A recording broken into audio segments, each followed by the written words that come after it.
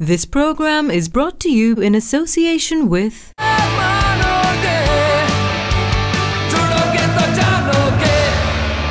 आपका आज किया हुआ फैसला आपके बच्चे का कल संवार सकता है। Proud sponsor of moms. अस्सलाम वालेकुम नाजरीन, मैं हूं नूरुल आरिफीन सिद्दीकी और आप देख रहे हैं हॉट सीट। माफिया का नाम सुनते ही जहन में खतरे की घंटियां सी बजने लगती हैं और निगाहों के सामने असलहे से लदे फंदे कुछ लोग आ जाते हैं। लेकिन एक माफिया ऐसी भी है जिसके पास अगरचे असलहा तो नहीं, ताहम फिर भी वो इतनी ताकतवर है कि अपने ज़ोरे बाजू से हुकूमतों को ब्लैकमेल करती दिखाई देती है। आज हमारे साथ मौजूद हैं इसी माफिया, ट्रांसपोर्ट माफिया के गुरु इरशाद बुखारी साहब, जो सदर हैं कराची ट्रांसपोर्ट इत्तेहाद के। आइए इनसे गुफ्तगू करते हैं। अस्सलाम वालेकुम सर। वालेकुम। कैसे हैं आप? अल्लाह का करम। 70 की दहाई में 5 नंबर बस का एक मामूली टाइम कीपर आज एक लखपति करोड़पति बन चुका है, कराची ट्रांसपोर्ट इत्तेहाद का सदर बन चुका है। इतनी जल्दी तरक्की कैसे की? हम तो अभी तक जूते घिस रहे हैं। देखें जी, no doubt I was time keeper at that time, लेकिन करोड़पति के लिए किसी ने बड़ा गलत कहा। लखपति मैं समझता हूँ लखपति तो आजकल एवरीबॉडी इज लखपति नहीं। मकसद जो 120 गज के मकान में अगर रहता है तो वो लखपति नहीं है तो क्या है। जितने भी करोड़ोपति अरबोपति जो डिफेंस में रहते हैं, PCHS में रहते हैं, गुलशन इकबाल, जितने भी करोड़पति हैं सारे मेरी तरह कंगले थे। ये तो कोई नहीं कह सकता कि मैं पैदाशी जो है। आपने खुद एडमिट किया कि आप एक कंगले रहे। ये कंगला इतना तरक्की कैसे कर गया? ये टाइम कीपर इतना लखपति कैसे बन गया? नहीं, कोई तरक्की नहीं की, आप तफ्तीश करें। और ये 70-72 की जो बात करते हैं, हम टैक्सी भी थी हमारे पास और मैं खुद भी ड्यूटी करता था 6 नंबर पे भी एज ए टाइम कीपर। ज़ाती मेरा पर्सनल काम था, यानी I was not a servant of anybody else, लेकिन बहरहाल मैं एज ए टाइम कीपर मैं वहाँ ड्यूटी करता था। 5 नंबर पे भी करता। 72 तक मैंने ये काम किया। उस वक्त बसों के हालात अच्छे थे, 4 पैसे अच्छे मिलते, कुछ टैक्सियाँ भी थी हमारे पास। तो उसके बाद हम 1 गाड़ी 2 गाड़ी 3 गाड़ी करते हमारे पास 8-10 बसें हो गई। हम 4 भाई थे, उसमें चारों की पार्टनरशिप थी। तो ये मेरे ख्याल में इस तरह की तरक्की करना तो ये कोई इतनी बड़ी बात नहीं है। कराची ट्रांसपोर्ट इत्तेहाद नाम की ये माफिया बनाने का ख्याल कैसे आया? क्या बंदूक वगैरह महंगी मिल रही थी जो आवाम की लूट मार के लिए हर बार इस्तेमाल किया? आपने तो एक तारफ ही इस तरह कराया, खैर कोई बात नहीं। एक माफिया का सरबराह मुखातिब है मुझसे, अच्छा हुआ।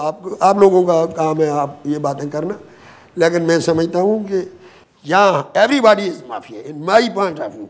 आई कैन प्रूव इट। हर आदमी एक दूसरे का इस्तेसाल करता है। माफिया का मतलब ये होता है। एक आम आदमी माफिया? हाँ, एक आम आदमी भी। ये रेडी वाला भी माफिया है। कैसे? ये दुकानदार भी माफिया है, इसलिए कि ये मनमानी कीमतें बढ़ाता है, इसको पूछने वाला कोई नहीं होता है।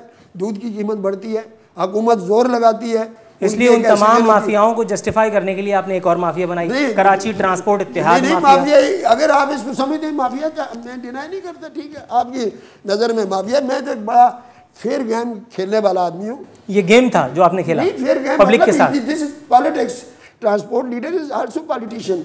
तो ये मैं तो बड़ी सच्ची बात करने वाला। तो सर एक आम आदमी ये भी तो पूछता है ना कि क्या अवाम के इस्तेसाल के लिए दीगर पॉलिटिशियंस कम पड़ गए थे जो एक और आ गया? हमारा इस्तेसाल हो रहा है ना, हम किसी का इस्तेसाल नहीं कर रहे हैं। मेरे ख्याल में हमारा इस्तेसाल इस तरह किया जाता है कि हमारी गाड़ियाँ जलाई जाती हैं, आग लगाई जाती है हमारी 10 लाख 20 लाख 50 लाख की प्रॉपर्टी को, और फिर हमें कोई पूछने नहीं आता, कोई बयान नहीं हमारे लिए देता। हुकूमत के लिए मैं हड़तालें कर के थक जाता हूँ, कोई कंपनसेशन नहीं देता। लिहाजा मैं समझता हूँ कि मौजूदा हुकूमत ने हमारे साथ कुछ भी नहीं किया।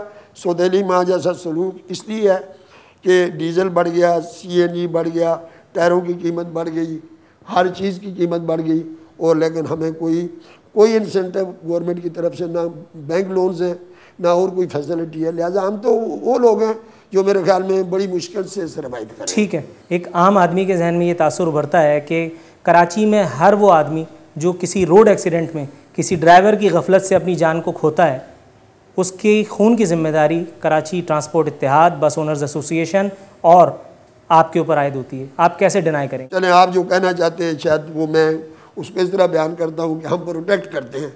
आप ये कहना चाहते हैं हम अपने बस ओनर को, एक आम आदमी ये सोचता है जी सोचता है, तो किसी हद तक मैं बिल्कुल डिनाई नहीं करूँगा इस बात को।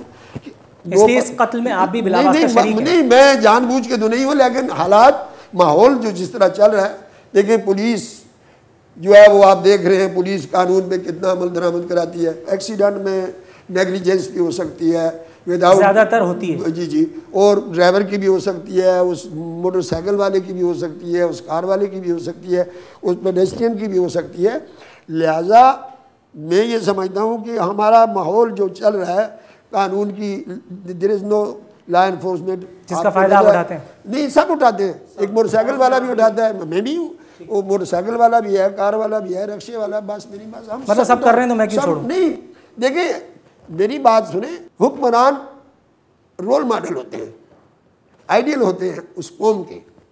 जिन हुक्मरानों को लूट मार से, ब्लैक मेलिंग से फुर्सत ही ना मिले, वो कराची शहर का या पाकिस्तान का कानून किस तरह नाफिज करेंगे?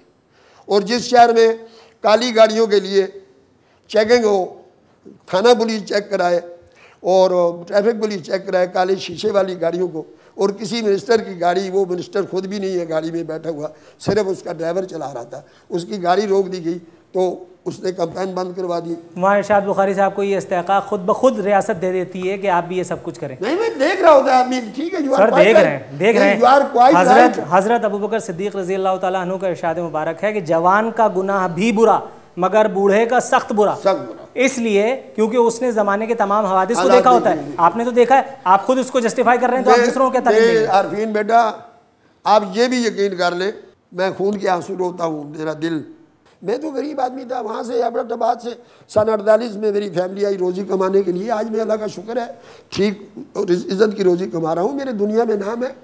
मुझे इस एहसास के साथ ज़िंदा रहना चाहिए हर पाकिस्तानी को। मैंने जैसे कहा ना, मैं भी कंगला, ये सारे कंगले हैं मेरे नज़र में, मैं सबको जानता हूँ जो जगत बाजारों में फिरते हैं और बड़े बड़े बंगलों में रहते हैं, ये सारे ब्लैक मनी वाले। आग लाल की तनख्वाह का तो जूते मार दिए उस खामद को, बीवी और बच्चों को संभाल नहीं सकता। ये सारे चोर डाकू हैं, अगर मुझे कहा जाता है तो मुझसे बड़े डाकू हैं ये। लेकिन ये इरशाद बुखारी ये भी कहता है कि ये पाकिस्तान बड़ी मुश्किलों से बना, बड़े मसाइब से बना, और ये ऐसे नहीं बन गया कि रात को सोए उठ के जागे और पाकिस्तान बन गया। आपके दादा आए होंगे, आप तो मेरे पोतों की जगह, वो रेलगाड़ियाँ सामने काट दी गई सिखों ने और हिंदुओं ने, और हमारी माओ बहनों की इज्जत तार तार कर दी गई। हमारी माँ बहनों को शहीद, उनके खामदों को, उनको भाइयों को। ये आज जो कोई कहता है कि जी आप कहाँ से आए हो, तो आप कंगले थे वो आप मांगते आए थे यार हम सब मांगते थे जब पाकिस्तान बना, सारे हम कंगले थे। कोई किसी को ये गाली जो अपने आप को दी जाती है, दूसरे को उंगली करते हो आप, तो ये बातें मेरी काटना भी नहीं आप। एक दुखी पाकिस्तानी की बातें हैं, मैं माफिया से कुछ सही, लेकिन एक दर्द भरा दिल रखता हूँ, सच्चा मुहब्बे वतन पाकिस्तानी हूँ। मैंने इस शहर में बहुत अमन देखा है, बहुत सुकून देखा है। हम लोगों ने, सब ने, कंगलों ने अपने बच्चे पाले, जवान किए, आज हम खुशी से रह रहे हैं, आराम से। और सारे लोग जो हैं ये खुदा के नाशुक्रे हैं, ये जालिम है, खुदा की कसम ये जालिम है। पाकिस्तान का कोई शुक्र अदा नहीं करता, कोई अल्लाह का शुक्र अदा नहीं करता। हमें उसने मुकम्मल इंसान बनाया, आंखें दी, नाक दी, हाथ पाँव कान दिए, इसका शुक्र क्या कम है? आज हम सड़कों पे चलने वाले, हम हवाई जहाज़ों में सफ़र करते हैं, हम गाड़ियों में आते जाते हैं, लेकिन नहीं, हम लगे हुए हैं, ये महाजर है, ये पंजाबी है, ये पठान है, ये सिंधी है, ये बलोच, ये क्या कुछ होता है शहर में। रोज़ाना हमारी बसें खड़ी होती हैं। आप कहते हैं आप बड़ा कमाते हैं, महीने में 15 दिन तो भाई हमारी हड़ताल में गाड़ियाँ खड़ी होती हैं, जलती हैं। कोई इसी तरह दुकानदार, कारोबार, सनतकार, लोग इस मुल्क को छोड़ के बांग्लादेश जा रहे हैं, कोई किधर जा रहा है, कोई किधर जा रहा है। ऐसा नहीं, मैं सारा इल्ज़ाम हुक्मरानों को देता हूँ। अगर हुक्मरान मैंने पहले कहा आइडियल हो तो लोग भी आइडियल होते हैं। हमारे बच्चे बेरोज़गार हैं, उनको कलाशनकोव, चाकू, छुरियाँ, पिस्तौल, मोबाइल छीनना, गाड़ियाँ छीनना, घरों में डाके डालना, क्या इनके बाप दादा ऐसे थे? नहीं, ऐसे नहीं थे। हम सब जिम्मेदार हैं, इंक्लूडिंग माई सेल्फ। हर वो आदमी जो किसी पोस्ट पे बैठा हुआ है, वो कोई कोशिश करे इन बच्चों के मुस्तकबल के लिए, इस पाकिस्तान के मुस्तकबल के लिए।